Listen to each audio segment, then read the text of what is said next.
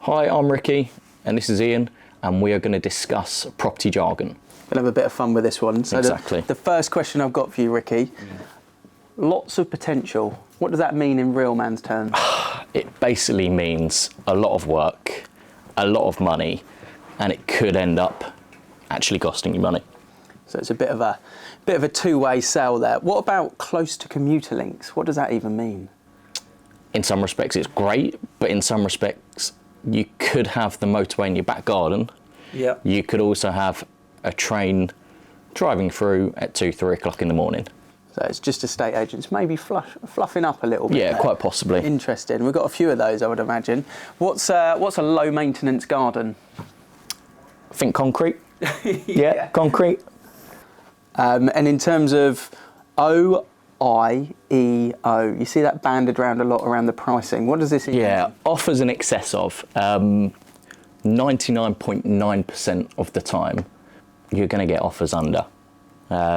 In some respects it works, but it needs to be pitched correctly in order to actually work.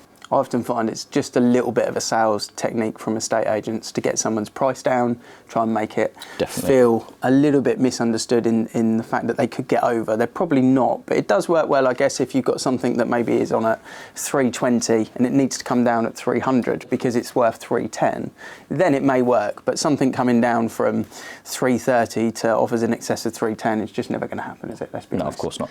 Absolutely. What about cash from sale? That's a funny one because we hear that banded around a lot when buyers register with us. Yeah, so it's in theory not cash.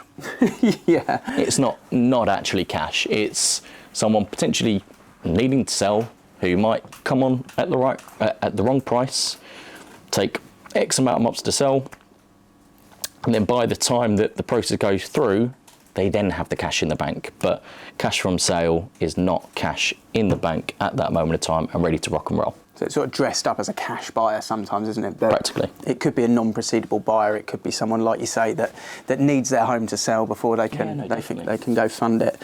So you see a lot in descriptions with estate agents where they put space for fridge and gas cooker point. Yeah. What does that actually mean in the kitchen? What are you getting? It doesn't come with a fridge and it doesn't come with a cooker. Okay. So there might be an empty space that can house a fridge, it can house a cooker, but the likelihood is the owner isn't going to leave their fridge, freezer and their cooker. So plan to buy one. What about wood effect? That's a classic. It's not wood. No, it's as simple as that. It's plastic. Yeah, it's as simple as that. It's not wood. And viewings recommended. That's a funny one, isn't it? Yeah, I just think that's one in which the agent is not getting any interest and they just need viewings to appease their owner. Yeah.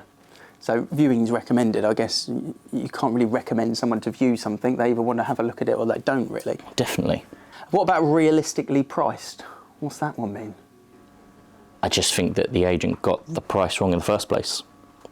So just fishing a little bit. Very much so. Yeah, it's a funny description to put in. You want to sell the property, don't you? You want to sell the dream, you want to sell the features. Surely the agent wants to be marketing every property realistically. Okay, yeah, I appreciate at times you're going to go out and you're going to say 350 and the owner might want to try 375. But yeah, you always want to pitch a property price realistically. Yeah, absolutely. It should go without saying. And sometimes you find no one with chain properties that are maybe a little bit below some of the others, but it says tenant in situ. And we get a lot of buyers potentially attracted to that, but they can't really buy it as a residential is the problem there. Is that right? For a buy-to-let investor, that could be one big bonus of buying the property because it means that they've already got a tenant there, that they won't need to then go and potentially pay agency fees and they could be paying a good rent and so on and so on and so on.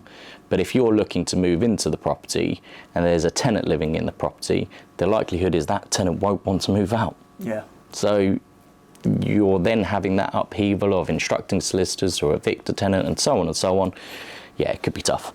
And last point on the rental element of things, what's part furnished? You see unfurnished, furnished. What's part furnished normally mean? I genuinely think that it's just a landlord leaving things that they don't want to take into their own home. Yeah, so probably not beneficial to the next tenant. No. Fair enough. Jargon busting with Ricky. Enjoyed that one. If you've got any questions or there's any other phrases that you want to know the answers to, the true answers to, then obviously drop us a message and we'll be happy to give you the real man's terms in terms of what it actually means.